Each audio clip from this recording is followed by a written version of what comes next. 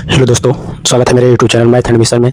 जैसा कि आप लोग को कल ही हम बताएं कि आरआरबी ग्रुप डी के लिए 10th का एनसीईआरटी साइंस का बुक बहुत ही इंपॉर्टेंट है। इससे डायरेक्ट क्वेश्चन पूछा जाता है, तो हमने इससे हर डेली एक चैप्टर करने के लिए बोले थे। तो फर्स्ट वीडियो हमने पहला चैप्टर का कल ही अपलोड कर चुका था, जिसे आप लोग देख सकते हैं पीछे जाके, पीछे वीडियो होगा। तो आज दूसरा चैप्टर स्टार्ट करते हैं। चलिए को इस प्यार दीजिएगा, शेयर कीजिएगा और सभी तक पहुँचाइएगा, और लाइक सब्सक्राइब चैनल को जरूर कीजिएगा, और कमेंट करके बताइएगा कैसा आपका एक्सपीरियंस रहा और क्या सुधार कर सकते हैं। चलिए तो स्टार्ट करते हैं। अम्ल, क्षारक एवं लवण। ठीक है, अध्याय 2 चैप्टर नंबर 2। तो देखिएगा, पहला पॉइंट, अम्लों का स्वाद खट्टा होता है, यह नीले लिटमस पत्र को लाल कर देता है। अम्ल जो होता है खट्टा होता है और यह नीले लिटमस पत्र को लाल कर देता है, जबकि क्षारक का स्वाद कड़वा होता है और यह लाल लिटमस पत्र को नीला कर देता है।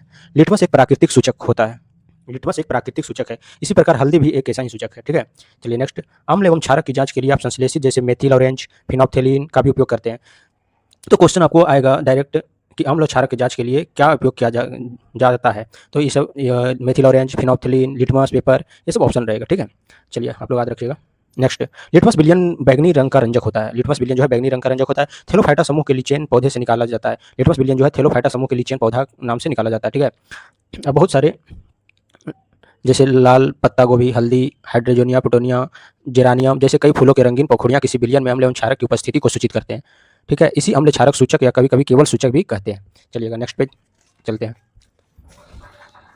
तो क्या कहता है, देखिए विज्ञान की प्रयोगशाला में हाइड्रोक्लोरिक अम्ल HCl, सल्फ्यूरिक अम्ल H2SO4, ये सब फार्मूला याद कर लीजिएगा क्योंकि डायरेक्ट ये सूत्र पूछ लेता है। नाइट्रिक अम्ल HNO3, एसिटिक अम्ल CH3COOH, sodium hydroxide NaOH, sodium hydroxide, calcium hydroxide CaOH2, potassium hydroxide KOH, magnesium hydroxide MgO2 एवं अमोनिया हाइड्रोक्साइड NH4OH विलियन, ये सब फार्मूला है। ठीक है, तो आप लोग ध्यान रखिएगा इसे। चलिए नेक्स्ट, यहाँ पे देखिएगा, रंग में परिवर्तन द्वारा यह सूचक बताते हैं कि कोई पदार्थ अम्ल है या क्षारक है। रंग में परिवर्तन से, ठीक है, ऐसे पदार्थ होते हैं जिन्हें गंध अम्लीय या क्षारीय माध्यम में भिन्न होता है, इसे गंधीय सूचक कहते हैं। जो गंध से पता लगता है तो उसे गंधीय सूचक कहा जाता है। ठीक है, चलिएगा अब नेक्स्ट, इसमें देखिएगा यहाँ पे दानेदार जिंक के टुकड़े के साथ तनु सल्फ्यूरिक अम्ल की अभिक्रिया एवं ज्वलन द्वारा नाइट्रोजन गैस के जांच की जाती है। ठीक है,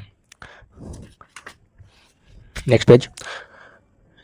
आप लोग इस सेशन को इंपॉर्टेंट आप लोग नोट डाउन करते जाइएगा क्योंकि बहुत ही इंपॉर्टेंट है। ये डायरेक्ट क्वेश्चन आप लोग का आएगा।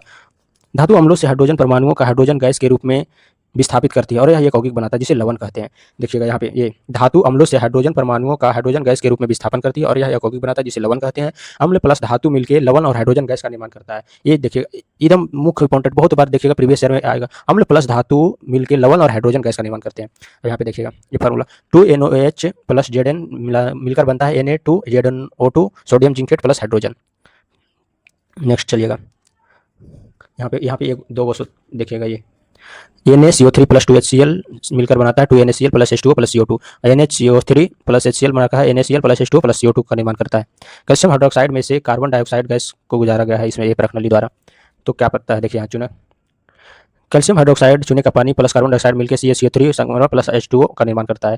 अत्यधिक मात्रा में कार्बन डाइऑक्साइड प्रभावित होने पर निम्न अभिक्रिया होता है। Calcium CO3 plus H2O plus carbon dioxide मिलकर CaHCO3 जल में विलयनशील है। ठीक है, चूना पत्थर, खड़िया एवं संगमरमर कैल्शियम कार्बोनेट के विविध है। चूना पत्थर कैल्शियम का प्रूफ है, खड़िया संगमरमर सभी धातु कार्बोनेट एवं हाइड्रोकार्बोनेट अम्ल के साथ अभिक्रिया करके संगत लवण, कार्बन डाइऑक्साइड एवं जल बनाते हैं। मतलब यहाँ पे देखिए धातु कार्बोनेट, धातु हाइड्रोजन कार्बोनेट प्लस अम्ल मिलकर लवण प्लस कार्बन डाइऑक्साइड प्लस जल का निर्माण करता है। चलिएगा नेक्स्ट, यहाँ पे देखिएगा NaOH प्लस HCl मिलकर NaCl प्लस H2O का निर्माण करता है। अम्ल एवं क्षारक की अभिक्रिया के परिणाम स्वरूप लवण और जल प्राप्त होते हैं। अम्ल और क्षारक की अभिक्रिया करता है तो क्या बनता है, लवण और जल बनता है। इसे उदासीनी अभिक्रिया कहते हैं, उदासीनीकरण अभिक्रिया कहते हैं। देखिए जैसे क्षारक प्लस अम्ल मिलता है तो लवण और जल का निर्माण करता है, क्षार और अम्ल मिलकर लवण और जल का निर्माण करता है। चलिए नेक्स्ट पेज, नेक्स्ट देखिएगा, धातु ऑक्साइड प्लस अम्ल मिलकर लवण और जल का निर्माण करता है। धातु ऑक्साइड अर्थात धात्विक ऑक्साइड को क्षारीय ऑक्साइड भी कहते हैं। धातु ऑक्साइड और अम्ल जो मिलता है तो लवण और जल का निर्माण होता है। ठीक है, और यहाँ पे देखिएगा कैल्शियम हाइड्रोक्साइड जो एक क्षारक है, कार्बन डाइऑक्साइड के साथ अभिक्रिया करके लवण एवं जल का निर्माण करता है। चूंकि यह क्षारक एवं अम्ल के बीच होने वाली अभिक्रिया की सामान्यता हम निष्कर्ष में निकाल सकते हैं कि अधात्विक ऑक्साइड अम्लीय प्रकृति के होते हैं। अधात्विक जो ऑक्साइड होते हैं वो अम्लीय प्रकृति के होते हैं। चलिएगा नेक्स्ट, यहाँ पे देखिएगा ग्लूकोज एवं अल्कोहल का विलयन विद्युत का चालन नहीं करते हैं। ग्लूकोज और अल्कोहल का विलयन जो रहता है विद्युत का चालन नहीं करते हैं। बल्ब जलने से पता चलता है कि इस विलयन से विद्युत का प्रवाह हो रहा है। ठीक है, अम्लीय विलयन में विद्युत धारा का प्रवाह अम्ल में उपस्थित इन्हीं आयनों द्वारा होता है। जैसे देखिएगा अम्लों में धनायन H प्लस और ऋणायन जैसे HCl, Cl, HNO3, CH3, COOH, H2SO4, SO4। चूंकि अम्ल में उपस्थित हाइड्रोजन आयन धनायन होते हैं। इससे ज्ञात होता है कि अम्लीय विलयन में हाइड्रोजन आयन उत्पन्न होते हैं तथा इसके कारण गुणधर्म अम्लीय होता है। अम्लीय विलयन में हाइड्रोजन आयन उत्पन्न होते हैं, इसी कारण उसका गुणधर्म अम्लीय होता है। चलिएगा नेक्स्ट, यहाँ पे देखें HCl प्लस H2 मिलकर क्या निर्माण किया, H3O plus Cl। Hydrogen ion स्वतंत्र रूप से नहीं रह सकते, लेकिन ये जल के अणुओं के साथ मिलकर रह सकते हैं। इसलिए हाइड्रोजन आयन को सदैव H प्लस या हाइड्रोनियम आयन से दर्शाना चाहिए। H प्लस H2O H3O, ठीक है। NaOH में जल मिलाए तो क्या बना, Na प्लस OH, ये धनायन एरिन आयन, KOH K plus OH, MgOH2 Mg2 plus 2OH। क्षारक में हाइड्रोक्साइड आयन उत्पन्न होते हैं। क्षारक में क्या होता है, हाइड्रोक्साइड आयन उत्पन्न होते हैं। जल में घुलनशील क्षारक को क्षार कहते हैं। जल में घुलनशील क्षारक को क्षार कहते हैं। सभी क्षारक जल में घुलनशील नहीं होते हैं, ठीक है। जल में घुलनशील क्षारक को क्षार कहते हैं। इसका स्पर्श साबुन की तरह स्वाद कड़वा होता है तथा प्रकृति संक्षारक होते हैं, ठीक है। नेक्स्ट, यहाँ पे देखिएगा, जल में अम्ल और क्षारक के घुलने की प्रक्रिया अंततः उष्माक्षेपी होती है। जल में अम्ल और या क्षारक के घुलने की प्रक्रिया अंततः उष्माक्षेपी होती है। उष्माक्षेपी अभिक्रिया कल बताए थे आप लोग को, जो नहीं देखे हैं वो जाके पिछला वीडियो जरूर देखिएगा। जल में अम्ल या क्षारक मिलाने पर आयन की सांद्रता H3O में प्रति इकाई आयतन में कमी हो जाती है। जल में अम्ल या क्षारक मिलाने पर आयन की सांद्रता प्रति इकाई आयतन में कमी हो जाती है। इस प्रक्रिया को तनुकरण कहते हैं एवं अम्ल या क्षारक तनुकृत होते हैं। अम्ल क्षारक तनुकृत होते हैं। यहाँ आइएगा, किसी विलयन में उपस्थित हाइड्रोजन आयन की सांद्रता ज्ञात करने के लिए एक स्केल विकसित किया गया जिसे पीएच स्केल कहते हैं। पीएच स्केल में पी सूचक है पुषांश, पोटेंज, जो एक जर्मन शब्द है। पी का मतलब होता है पोटेंस, पुषांश मतलब जो एक जर्मन शब्द है, इसका अर्थ होता है शक्ति। इससे पीएच स्केल सामान्यतः शून्य मतलब अधिक अम्ल होगा और 14 मतलब अधिक क्षारीय होता है। पीएच को ज्ञात कर सकते हैं। साधारणतः भाषा पीएच की ऐसी संख्या के रूप में देखा जाना चाहिए जो किसी विलयन की अम्लता अथवा क्षारीयता को दर्शाता है। हाइड्रोनियम आयन की सांद्रता जितनी अधिक होगी उतना पीएच उतना ही कम होगा। उदासीन विलयन के पीएच मान 7 होता है, यानी जल जो है उदासीन विलयन उसका पीएच मान 7 होगा, ठीक है, शुद्ध जल का। अब यहाँ पे देखिएगा, सामान्यतः पीएच सार्वत्रिक सूचक अंतर्भित पेपर द्वारा ज्ञात किया जाता है। जैसे देखिएगा यहाँ से 0 से 7 है, तो इधर जितना बढ़िएगा अम्लीय प्रकृति का होगा, इधर आइएगा तो क्षारीय होगा। यहाँ बीच में उदासीन 7 है, इससे ज़्यादा जाइएगा क्षारीय स्टार्ट हो जाएगा, ठीक है। 7 से कम अम्लीय, 7 से ज़्यादा क्षारीय। हाइड्रोजन आयन की सांद्रता में कमी होगी, इधर हाइड्रोजन आयन सांद्रता में वृद्धि होगी। चलिए नेक्स्ट, यहाँ पे देखिएगा, ये जठर रस का पीएच मान कितना होता है 1.2, नींबू रस का 2.2, सिद्ध जल का पीएच मान 7 और मानव शरीर के रक्त का 7.4। मिल्क ऑफ मैग्नीशियम का कितना होता है पीएच मान 10 होता है। सोडियम हाइड्रोक्साइड का पीएच मान लगभग 14 होता है। तो ये सब याद रखिएगा, पीएच मान पूछता है एग्जाम में। चलिए नेक्स्ट, अधिक संख्या में हाइड्रोजन आयन उत्पन्न करने वाले अम्ल प्रबल अम्ल होते हैं, और जबकि हाइड्रोजन आयन उत्पन्न करने वाले कम हाइड्रोजन आयन उत्पन्न करने वाले दुर्बल अम्ल होते हैं, कहलाते हैं, ठीक है। अब यहाँ पे देखिए, हमारे शरीर में 7.0 से 7.8 पीएच परास के बीच कार्य करता है हमारे शरीर। वर्षा के जल पीएच मान जब 5.6 से कम हो जाता है तो अम्लीय वर्षा कहलाता है। जब वर्षा के जल का पीएच मान 5.6 से कम हो जाए तो अम्लीय वर्षा कहलाता है। अम्लीय वर्षा का जल जब नदी में प्रवाहित होता है तो नदी के जल के पीएच मान कम हो जाता है, ठीक है। ऐसी नदी में जलीय जीवधारियों को उत्तरजीविता कठिन हो जाती है। अगर अम्लीयता बढ़ेगा जल में तो स्वाभाविक है कि जो जल में रहने वाले जीव है उनकी जीवन जीने की उत्तरजीविता कठिन होगी। नेक्स्ट, यहाँ पे आइएगा, हमारे शरीर में तंत्र का पीएच, हमारा उदर हाइड्रोक्लोरिक अम्ल उत्पन्न करता है, ठीक है, HCl उत्पन्न करता है। उदर को हानि पहुंचाए बिना भोजन के पाचन में सहायक होता है HCl, ठीक है। अपच की स्थिति में उदर अत्यधिक मात्रा में अम्ल उत्पन्न करता है, जिसके कारण उदर में दर्द एवं जलन का अनुभव होता है। आप लोग देखते होंगे ढकार जिसको बोलते हैं ना, अगर लेते होंगे तो जलन महसूस होता होगा, उसे हाइड्रोक्लोरिक अम्ल ज़्यादा हो जाता है, बढ़ जाता है, ठीक है। इस दर्द से मुक्त होने के लिए एंटासिड जैसे क्षारकों का उपयोग किया जाता है। आपको एग्जाम में पूछेगा हाइड्रोलिक अम्ल को कम करने के लिए हमारे शरीर में तो कौन सा दवा का उपयोग किया जाएगा, एंटासिड का उपयोग किया जाएगा। इस अध्याय में हमेशा एक उपचार हो जाएगा। एंटासिड अम्ल की अधिक मात्रा को उदासीन करता है, ठीक है। एंटासिड जो है अम्ल की अधिक मात्रा को उदासीन कर देता है। इसके लिए magnesium hydroxide, milk of magnesia जैसे दुर्बल क्षारक का भी उपयोग किया जाता है। नेक्स्ट आइएगा, पीएच परिवर्तन के कारण दंत क्षय, दांत का पे क्या प्रभाव पड़ता है पीएच। मुंह का पीएच मान 5.5 से कम होने पर दांतों का क्षय प्रारंभ होता है। अगर मुंह का पीएच मान 5.5 से कम हो गया तो दांतों का क्षय प्रारंभ हो जाएगा। दांतों का इनामेल कैल्शियम हाइड्रोक्सी एपेटाइट, देखिए क्वेश्चन आता है, दांतों का इनामेल जो होता है ऊपरी भाग कैल्शियम हाइड्रोक्सीपेटाइट कैल्शियम फॉस्फेट का क्रिस्टलीय से बना होता है, जो शरीर का सबसे कठोर पदार्थ है। यह जल में नहीं घुलता है, लेकिन मुख्य का पीएच मान अगर 5.5 से कम होने पर यह संक्षारित हो जाता है, ठीक है। आप लोग समझ गए होंगे।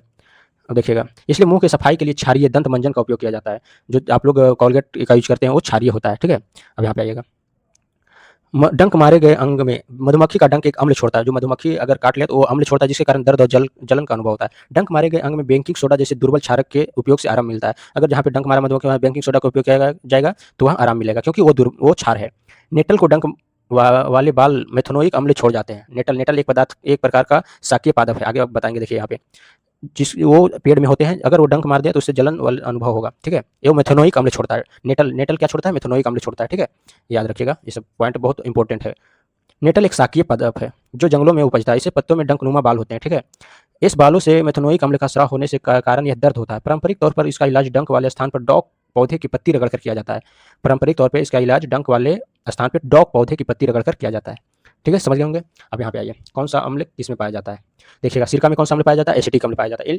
रट लीजिएगा, एक क्वेश्चन जरूर रहेगा इसे। नींबू में कौन सा अम्ल, सिट्रिक अम्ल। चिंटी का डंक में मेथनोइक अम्ल, नेटल का डंक में मेथनोइक अम्ल, टमाटर में ऑक्जेलिक अम्ल, इमली में टार्टेरिक अम्ल, संतरा में सिट्रिक अम्ल, एसिटिक में सिरका में एसिटिक अम्ल, दूध या दही में लैक्टिक अम्ल, ठीक है। खट्टा दूध में या दही बोल लीजिए, लैक्टिक अम्ल पाया जाता है।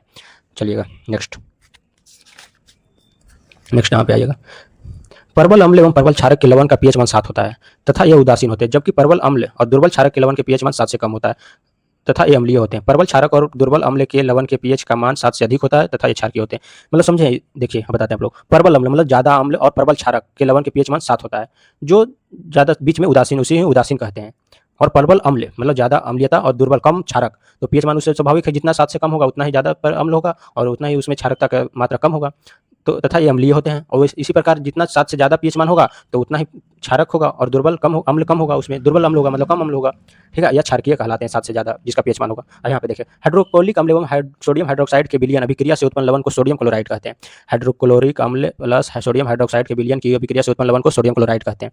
अब यहाँ पे आइएगा, विश्व के कई भागों में ठोस लवण का निक्षेप होता है। बड़े आकार के यह क्रिस्टल प्राय अवदर्भों के कारण भूरे रंग के होते हैं। इसे खनिज नमक कहते हैं, ठीक है। आप लोग जानते हैं महात्मा गांधी दांडी यात्रा किए थे, नमक कानून, अशोक कौन सा सविनय आंदोलन था। चलिए आगे अब देखते हैं। यहाँ पे देखिएगा, साधारण नमक हमारे जीवन में कई फायदे हैं, ठीक है। साधारण नमक से क्या क्या बनता है, sodium hydroxide, baking soda, washing soda, विरंजक चूर्ण आदि के लिए एक महत्वपूर्ण कच्चा पदार्थ कौन सा है, साधारण नमक है। सोडियम हाइड्रोक्साइड, अब यहाँ पे सोडियम क्लोराइड के जलीय विलयन से विद्युत प्रवाहित करने पर यह वियोजित होकर सोडियम हाइड्रोक्साइड उत्पन्न करते हैं। इस अभिक्रिया को क्लोर क्षार प्रतिक्रिया कहते हैं, क्योंकि इसमें निर्मित उत्पाद क्लोरीन, क्लोर एवं सोडियम हाइड्रोक्साइड क्षार होते हैं। जैसे यहाँ पे देखिएगा दिखाया गया है 2NaCl प्लस 2H2O, मतलब सोडियम क्लोराइड और जल मिलाया तो 2NaOH sodium hydroxide plus CO2 plus H2 का निर्माण हुआ। क्लोरीन गैस एनोड पर मुक्त होती है एवं हाइड्रोजन गैस कैथोड पर, ठीक है। कैथोड पर सोडियम हाइड्रोक्साइड विलयन का निर्माण होता है। इस प्रक्रिया में हुए तीनों उत्पाद उपयोगी होते हैं, ठीक है। चलिए नेक्स्ट, अब ज़्यादा लंबा नहीं होगा। यहाँ पे देखिएगा, सूक्ष्म बुझा हुआ चूना जिसका फार्मूला क्या होता है, CaOH2 कैल्शियम हाइड्रोक्साइड पर क्लोरीन की क्रिया व्यंजक चूर्ण का निर्माण करता है। अगर इस पे बिना शुष्क बुझा हुआ चूना पर क्लोरीन की क्रिया से व्यंजक चूर्ण का निर्माण किया जाता है, ठीक है। व्यंजक चूर्ण को CaCl2 से दर्शाया जाता है। व्यंजक चूर्ण का सूत्र क्या है, CaCl2। देखिए जैसे यहाँ पे देखिए, CaOH2 प्लस Cl2 को CaCl2 प्लस H2 का निर्माण होता है। व्यंजक चूर्ण का उपयोग, ये मोस्ट इंपोर्टेंट में आप क्वेश्चन है, ये भी आपको एग्जाम में जरूर पूछेगा। वस्त्र उद्योग में सूती एवं लिनन के व्यंजन के लिए, कागज की फैक्ट्री में लकड़ी के मज्जा एवं लॉन्ड्री में साफ करने वाले कपड़ों के व्यंजन के लिए किया जाता है व्यंजक चूर्ण का उपयोग। कई रासायनिक उद्योगों में एक उपचार के रूप में किया जाता है। पानी पीने वाले जल के जीवाणुओं को मुक्त करने के लिए व्यंजक चूर्ण का प्रयोग किया जाता है, ठीक है। अब यहाँ पे देखिएगा, रसोई घर में स्वादिष्ट खास्ता पकौड़ा आदि बनाने के लिए बेकिंग सोडा का उपयोग किया जाता है। हम लोग को पता होगा, सोडा खाने वाला सोडा जिसे बोलते हैं। कभी कभी इसका उपयोग खाने की शीतलता पकाने के लिए भी किया जाता है। इस यौगिक का रासायनिक नाम क्या है, खाने वाला सोडा का सोडियम हाइड्रोकार्बोनेट NaCO3। इसका फार्मूला होता है खाने वाला सोडा NaCO3। जैसे देखिए, NaCl plus H2O plus carbon dioxide plus NH3 मिलकर NH4Cl plus NaHCO3 ammonia chloride और सोडियम हाइड्रोजन कार्बोनेट का निर्माण करती है। अब यहाँ पे आइएगा, 2NaCl3 उष्मा से बनता है Na2CO3 plus H2O plus Cl2 sodium carbonate. ये धोने वाला सोडा का फार्मूला है, ठीक है। इसे सोडियम हाइड्रोजन कार्बोनेट NaCO3 से टूटकर उष्मा प्रदान करके बनता है। देखिएगा यहाँ बेकिंग सोडा, वही बेकिंग सोडा बनाने में जो baking soda sodium hydrogen carbonate एवं टार्ट्रिक अम्ल जैसे नहीं दिख रहा, सॉरी, टैट्रिक अम्ल जैसे एक मंद खाद्य अम्ल का मिश्रण है। जब बेकिंग पाउडर को गर्म किया जाता है तब जल में मिलाया जाता है तो निम्न अभिक्रिया होता है। NaCO3 प्लस H से कार्बन डाइऑक्साइड जल प्लस अम्ल का सोडियम लवण बनता है, ठीक है। चलिए जल्दी जल्दी थोड़ा सा करते हैं, बहुत लंबा जा रहा है वीडियो। अब यहाँ पे देखिएगा, इस अभिक्रिया से उत्पन्न कार्बन डाइऑक्साइड के द्वारा पाव रोटी या केक में खमीर उठाया जा सकता है और इसे मुलायम एवं स्पंजी को हो जाता है। सोडियम हाइड्रोकार्बन भी एंटासिड का एक संगठक है। क्षारीय होने के कारण यह पेट में अम्ल की अधिकता को उदासीन करके राहत पहुंचाता है। खाने वाला सोडा का बात हो रहा है, इसमें उपयोग सोडा अम्ल अग्निशामक में भी किया जाता है। अब धोने वाला सोडा का Na2CO3 × 10H2, धोने वाला सोडा का फॉर्मूला Na2CO3 × 10H2 है, जिसे सोडियम क्लोराइड से प्राप्त किया जाता है। बेकिंग सोडा को गर्म करके सोडियम कार्बोनेट प्राप्त किया जाता है। सोडियम कार्बोनेट को पुनः क्रिस्टलीकरण से धोने का सोडा प्राप्त होता है। यह एक क्षारीय लवण है, ठीक है। धोने वाला सोडा क्या है, क्षारीय लवण है। Na2CO3 प्लस 10H2O से Na2CO3 × 10H2 का निर्माण होता है। इस धोने वाला सोडा का निर्माण होता है। अब आइएगा यहाँ पे, धोने वाला सोडा का उपयोग कहाँ किया जाता है, कांच, साबुन एवं कागज के उद्योगों में किया जाता है सोडियम कार्बोनेट का उपयोग। और इसका उपयोग बोरेक्स जैसे सोडियम यौगिक से उत्पादन में किया जाता है। सोडियम कार्बोनेट का उपयोग घरों में साफ सफाई के लिए भी किया जाता है। जल की अस्थायी कठोरता को हटाने के लिए भी इसका उपयोग किया जाता है, इसीलिए कपड़ा साफ होता है। चलिएगा यहाँ पे देखिएगा, लवण के एक सूत्र इकाई में जल के निश्चित अणुओं की संख्या को क्रिस्टल का जल कहते हैं। कॉपर सल्फेट एक सूत्र इकाई में जल के 5 अणु उपस्थित होते हैं, जबकि कॉपर सल्फेट का रासायनिक सूत्र क्या होता है? CuSO4 × 5H2O। कॉपर सल्फेट का रासायनिक सूत्र CuSO4 × 5H2O होता है। जिप्सम एक अन्य लवण है, ठीक है, जिसका रासायनिक सूत्र होता है CSO4 × 2H2O। जिप्सम का रासायनिक सूत्र क्या है? CSO4 × 2H2O होता है। प्लास्टर ऑफ पेरिस जिप्सम को CSO4 × 2H2O को 373 केल्विन पर गर्म करके अणुओं का त्याग कर कैल्शियम सल्फेट अर्ध हाइड्रेट या हेमी हाइड्रेट CSO4 × 1/2H2O बनाता है, जिसे प्लास्टर ऑफ पेरिस कहते हैं। इस पदार्थ का उपयोग डॉक्टर टूटी हुई हड्डियों को सही जगह पर स्थिर रखने के लिए करते हैं। प्लास्टर ऑफ पेरिस एक सफेद चूर्ण है, जिसे जल मिलाने पर यह पुनः जिप्सम बनकर कठोर ठोस पदार्थ प्रदान करता है। जैसे CSO4 × 1/2H2O प्लस 1/2H2O का मिलाकर CSO4 × 2H2 जिप्सम का निर्माण कर देता है, प्लास्टर ऑफ पेरिस और जल को मिलाकर, ठीक है। अब यहाँ पे देखिएगा, प्लास्टर ऑफ पेरिस का उपयोग खिलौने बनाने, सजावट का सामान एवं सतह को चिकना बनाने के लिए किया जाता है। अब आइएगा इस चैप्टर का आपने क्या सीखा मुख्य पॉइंट पे जल जिसे कहते हैं अम्ल क्षारक सूचक रंजक या रंजकों का मिश्रण है, जिसका उपयोग अम्ल एवं क्षारक की उपस्थिति को सुनिश्चित करने के लिए किया जाता है। विलयन में आयन का निर्माण के कारण ही पदार्थ की प्रकृति अम्लीय होता है, और विलयन में OH- आयन के निर्माण में अम्लीय प्रकृति हो जाता है, ठीक है, पदार्थ की प्रकृति क्षारीय हो जाता है, क्षारीय हो जाता है। जब कोई अम्ल किसी धातु के साथ अभिक्रिया करता है तो हाइड्रोजन गैस का उत्सर्जन होता है। ये क्वेश्चन डायरेक्ट पूछा हुआ है 2019 में, देखिएगा प्रीवियस ईयर में। जब अम्ल किसी धातु के साथ अभिक्रिया करता है तो हाइड्रोजन गैस का उत्सर्जन होता है। जब क्षारक किसी धातु से अभिक्रिया करता है तो हाइड्रोजन गैस के उत्सर्जन के साथ एक लवण का निर्माण होता है, जिसका ऋण आयन एक धातु एवं ऑक्सीजन के परमाणुओं से संयुक्त रूप से निर्मित होता है। अब देखिएगा, जब किसी धातु कार्बोनेट या धातु हाइड्रोजन कार्बोनेट से अभिक्रिया करता है तो यह संगत लवण, कार्बन डाइऑक्साइड गैस एवं जल उत्पन्न करते हैं, ठीक है। ये सब पीछे आप लोग को पढ़ा चुके हैं हम। जल में अम्लीय एवं क्षारीय विलयन विद्युत का चालन करते हैं। जल में जो है अम्लीय और क्षारीय विलयन जो है विद्युत का चालन करते हैं, क्योंकि ये क्रमशः हाइड्रोजन एवं हाइड्रोक्साइड आयन का निर्माण करते हैं। अम्ल या क्षारक की प्रबलता की जांच pH स्केल से उपयोग से किया जाता है, जो विलयन में हाइड्रोजन आयन की सांद्रता के माप होता है। आप जानते हैं कि उदासीन विलयन के pH मान 7 होता है, जबकि अम्लीय विलयन 7 से कम होता है, और क्षारीय विलयन का pH मान 7 से अधिक होता है। सभी जीवों में उपापचय की क्रिया pH की एक इष्टतम सीमा में होती है। सांद्र अम्ल या क्षारक को जल के साथ मिश्रित करना एक अत्यंत ऊष्माक्षेपी अभिक्रिया होता है। देखिएगा एक क्वेश्चन, देखिएगा ये सांद्र अम्ल या क्षारक को जल के साथ मिश्रित करना एक अत्यंत ऊष्माक्षेपी अभिक्रिया है। अम्ल या क्षारक एक दूसरे को उदासीन करके लवण एवं जल का निर्माण करते हैं। लवण के एक सूत्र इकाई में जल के निश्चित अणुओं को संख्या को क्रिस्टल जल का जल कहते हैं। चलिए अभी इसी तरह आज का चैप्टर नंबर 2 खत्म हुआ। आप लोग इस चैनल को सब्सक्राइब और वीडियो को शेयर जरूर करें, और कमेंट करके बताएं कोई सुधार करना हो, और या कोई वीडियो और चाहिए आप लोग को तो कमेंट जरूर करके बताइएगा। थैंक यू, धन्यवाद।